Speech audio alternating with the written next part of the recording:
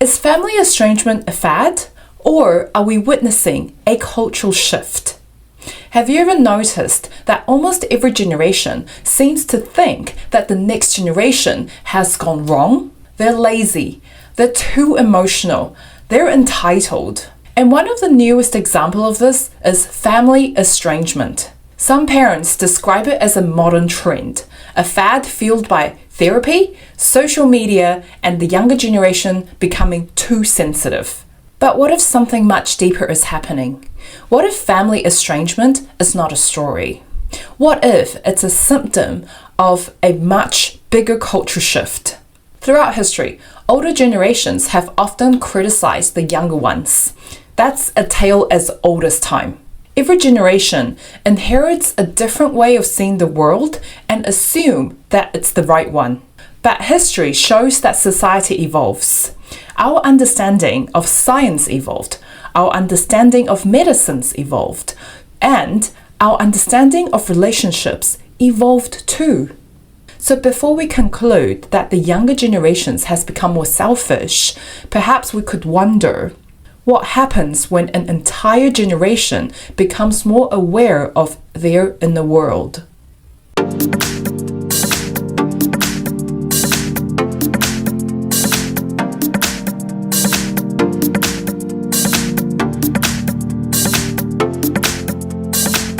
Family estrangement isn't new. More than 100 years ago, Franz Kafka wrote a letter to his father that became famous later, and in the letter described the relationship filled with shame, criticism, fear, and emotional domination. The language of psychology didn't exist the way it does today. There were no conversations around attachment theories, trauma, boundaries, or emotional neglect. But the pain was there. This suggests that painful family relationships wasn't invented by social media. What has changed is that now we have the language to describe what the previous generations suffered through silently. One way to think about this is like discovering mold inside the house. The mold didn't suddenly just appear. You simply became aware of it. And mental health awareness works a lot like that. Over the last few decades, we've become increasingly aware of attachment styles, childhood conditioning, emotional regulation, as well as emotional neglect, boundaries, and trauma. And once people become aware of something, naturally they begin to choose differently. Awareness is what allows that to happen. Awareness changes behavior. I also think there's another deeply human processing happening at the same time. When someone we love tells us that we've hurt them, one of the hardest things for the human mind is to tolerate that possibility. Not because we're bad people, but because it is painful. It threatens the story we have about ourselves. Psychologists call these the defense mechanism. Sometimes we deny, sometimes we minimize, sometimes we explain, sometimes we blame. Sometimes the easiest story to believe is to tell ourselves that the other person is too sensitive, too selfish, too influenced by the internet. Because if that's true, then we don't have to face the much more painful question, did I contribute to this? This isn't something only parents do. It's something that humans beings do. I caught myself doing it. You probably have caught yourself doing it too. It's one of the ways we protect ourselves from shame. One of the biggest misconceptions about family estrangement that it is impulsive. Like one day someone wakes up and decide that they no longer want their parents in their life. But I think for many people, estrangement is actually the end of a very long story. It's years of trying to explain, years of hoping things will change, years of forgiveness, years of setting boundaries, years of trying again, until eventually the emotional cost of staying becomes greater than the emotional cost of leaving. I know this because this is what happened to me. For a long time, I couldn't accept that the people I loved could also be hurting me. I kept trying to repair the relationships. I kept thinking that if I explained better, if I understood them better, if I was more patient, and if I tried harder, everything would work out. But every conversation came back to the same place. My feelings were dismissed. The harm I experienced was not acknowledged. And somehow it was always my fault. Eventually, I realized something heartbreaking. If I wanted to remain in a relationship, that meant I had to accept a story where my pain didn't matter, where my experience doesn't exist, where I always had to be the problem. My perspective didn't matter. My feelings shouldn't exist. Walking away wasn't something I wanted. It was the last thing I wanted. And I think a lot of people misunderstand this about estrangement.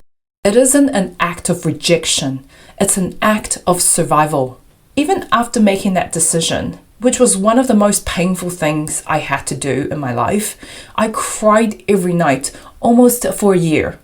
And then every second night, then every third night, because I still miss my family deeply. And I will always love them. And I hope that they are okay.